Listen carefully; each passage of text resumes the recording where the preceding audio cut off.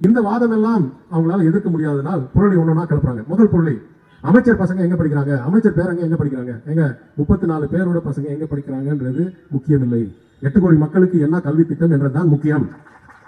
எந்த வாதத்திலையும் தனிநபருக்காக திசை திருப்பும் போது இது மிகவும் தோல்வி அடையக்கூடிய வாதத்தை தான் திசை திருப்புறாங்கன்னு நம்ம எண்ணணும். ஆனாலும் நான் ஒரு உண்மையை இங்க சொல்ல விரும்புகிறேன். ஏதோ ஒரு கட்சி தலைவர் இன்னைக்கு ஏதோ ஒரு பேட்டியில் சொல்லியிருக்கார், அமைச்சர் பிடிஆருடைய பசங்க எத்தனை மொழி படித்தார்கள் என்று சொல்லட்டும். நான் தெளிவாக விளக்கம் என்று சொல்கிறேன். எனக்கு இருக்கிறது 2 புதல்வர்கள். என் அப்பா பேருக்கு 2 பேருக்கும் அவங்க 2 பேர் பிரிச்சு வச்சிருக்கேன். ஒருத்தர் பேர் பழனி, ஒருத்தர் பேர் வேல். என் 2 பசங்களும் எல்கேஜிலேருந்து ஸ்கூல் முடிக்கிற வரைக்கும் இரட்டை மொழி கொள்கையில் தான் படித்தார்கள். யாருக்கெல்லாம் விளக்கம் தேவையோ எடுத்துக்கட்டும்.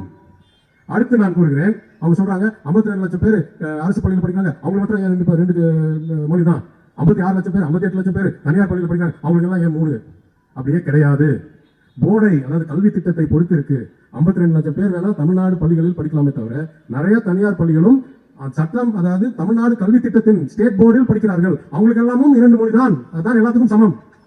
அதுக்கு மேல சொல்றேன், சிபிஎஸ்சில வேணா 3 மொழி கொள்கை வச்சிருக்காங்க, அதை அமல்படுத்துறதுல தமிழ் வாத்தியாரே வைக்கல, அது வேற.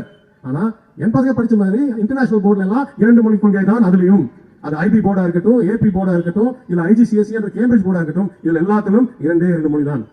அதனால இந்த பொருள் எல்லாம் ஏதோ பணக்காரங்க மட்டும் 3 மொழியை நாங்க திணிக்கிறோம், ஆனா ஏழைக்கு வாய்ப்பு கொடுக்கலன்றதுலாம் ரொம்ப தவறு. நம்ம எல்லாத்துக்கும் 2 மொழி தான் தேவை என்றதை நம்ம முன்வைக்கிறோம். யார் வேணாலும் எங்க வேணாலும் அதற்கு மேல் படிக்கிறதுக்கு எந்த தடையும் இல்லை. நான் பல இடங்களில் கூறியிருக்கிறேன், ஹிந்தியை ப்ரமோஷன் செய்யும், ஹிந்தியை முன்னெடுக்கும் தக்ஷின் பாரத் ஹிந்தி பிரச்சார் சபா என்ற அமைப்பு சென்னையில் தலைமை அலுவலகத்தை வைத்து, அதற்கு மேல் திருச்சியில் ஒரு அலுவலகத்தை வைத்து, எங்கெல்லாம் எப்பெல்லாம் முடியுமோ ஒன்றிய அரசாங்கத்துடைய நிதியை வைத்து ஹிந்தியை பரப்பிக் கொண்டிருக்கிறது. அதை நாங்கள் என்னைக்கும் தடை செய்யவில்லை, என்னைக்கும் ஏன்னு கேட்கவில்லை. யாரெல்லாம் விரும்புனீங்களோ போய் கத்துங்க, கட்டாயப்படுத்த மாட்டோம். எங்களுக்கு இருக்கிற கல்வியை கெடுக்கிற அளவுக்கு 3வது மொழியை அறிமுகம் செய்ய மாட்டவே மாட்டோம். நீங்க எவ்வளவு பணம் கொடுத்தாலும் சரி, கொடுக்கலனாலும் சரி, நீங்க சட்டத்துக்கு விரோதமா செயல்பட்டால் நாங்க பணிந்து போறவர்கள் இல்லை. என்றைக்கும் 2 மொழி தான் எங்களுக்கு, இரட்டை மொழி கொள்கை தான் இருக்கு. இந்த தலைப்பில் எத்தனையோ வாதங்களில், எத்தனையோ விவாதங்களில் நான் பங்கேற்ற பிறகு இதை தெளிவாக நான் கூற விரும்புகிறேன்.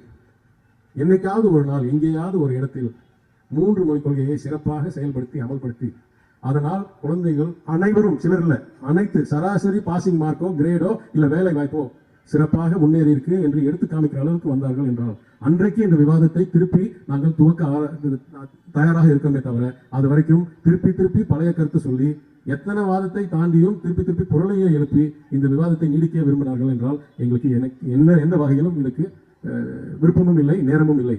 நாங்கள் நல்லா பண்ணிட்டு இருக்கோம், உங்களுக்கு எட்டாது, எங்களை கை விட்டுருங்க, நாங்கள் பாட்டுக்கு நாங்கள் பண்ணுறது பண்ணிட்டே இருக்கோம். அவ்வளோதான், இந்த தலைப்போடு முடிச்சிருவோம்.